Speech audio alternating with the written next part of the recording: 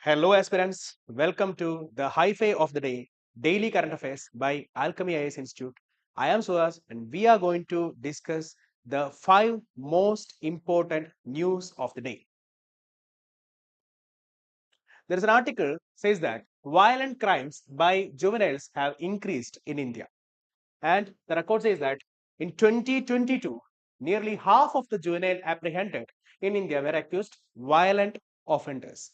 So the gravity of crimes, juvenile crime is increasing. And you look at the graph here, it's a global trend. And India in 2016, it was 32.5% violent crimes were there.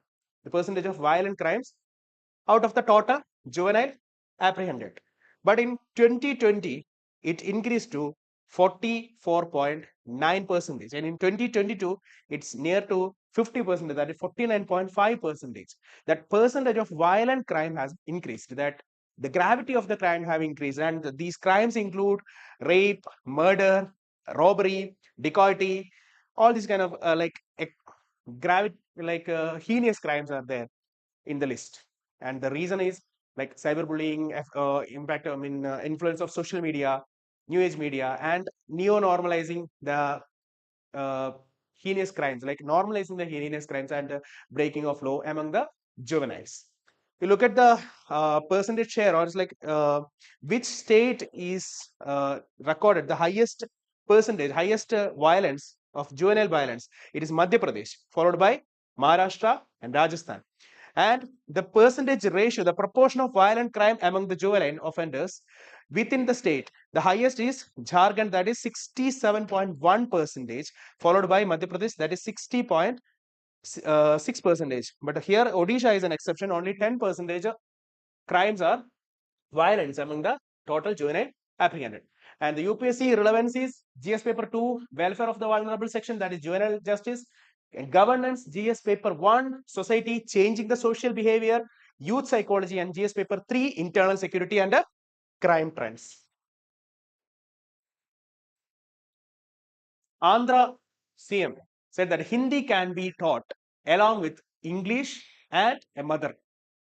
And he said that in this age of technology, age of artificial intelligence, language is not an issue, and all people are the people are unnecessarily sticking their old tradition. Like language should not be a barrier. We can teach Hindi also in South Indian state. So the three language formula, which is like a non-Hindi speaking state, has to teach the mother tongue, English, and Hindi, and a Hindi speaking state should teach their mother tongue, but it's Hindi, English, and another modern Indian language, that is preferably a South Indian language. And the 2020 National Education Policy give more flexibility for the selection of languages. And he also says that the center-state relation, regarding center-state relation, over centralization of power, and the central government is getting every credit of all this centrally sponsored scheme. That is not favorable. That is not fine. That is not fair in the setup of our cooperative federalism. And UPSC relevance, GS paper 2, federalism, center state relations and governance issue, paper 3, infrastructure, industrial policy and defense sector. And in essay and ethics also we can quote it, multilingual education and technology in governance and leadership changes. Another interesting news was the central government is planning to set or change the temperature range for our air condition. That minimum temperature will be 20 degrees Celsius and maximum will be 28 degrees Celsius. Like now, as of now, we can reduce the temperature to 16 degree, 18 degree. This can't be done in future. Okay. So the Bureau of Energy Efficiency is engaging in this discussion. And why this new change? Actually, this is in the light of the growing demand for energy. Like almost every household is air conditioned. So if you look at June 9 energy demand, it was 241 gigawatt at summer, and that energy demand is actually at peak. So the thing is, if you reduce the temperature, like if you like increase the temperature of AC, at least 1 degree increase in the default AC temperature will lead to 60% energy saving. So you can imagine how much energy can be saved. And this restriction will be applicable on automobiles also. The government is on a discussion in car AC also. This is going to be restricted. And the UPSC relevance is infrastructure, energy, environment, sustainable development, and science and technology, energy efficiency and innovation. You can like quote about this Bureau of Energy Efficiency, BE under the Ministry of Power. That is also important.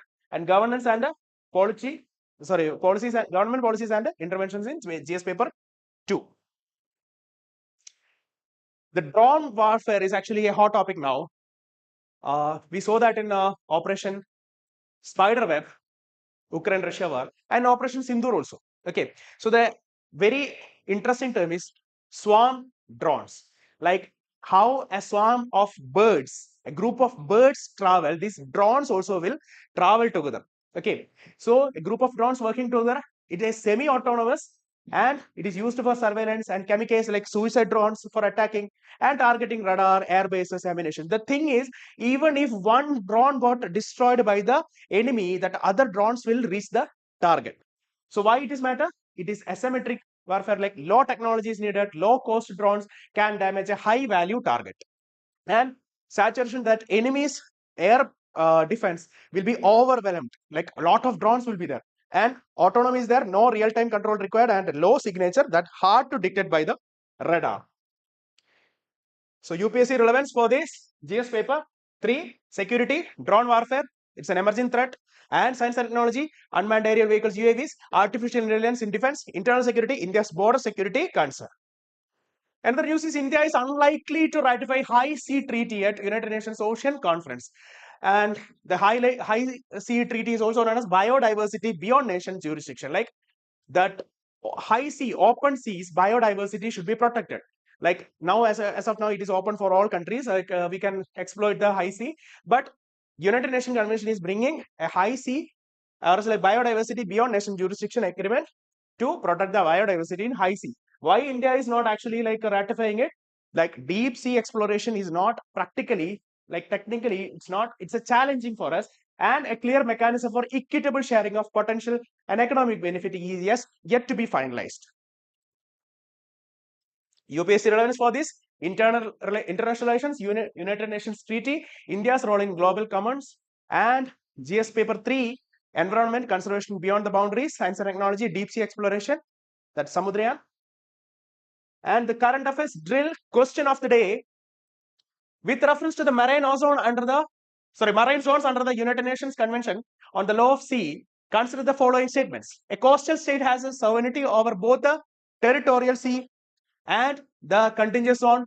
The exclusive economic zone, the coastal state has sovereignty right for exploration and exploitation of resources, but not full sovereignty. High seas are subjected to the jurisdiction of the nearest coastal state. So which among the above statement is correct? So here find the right answer and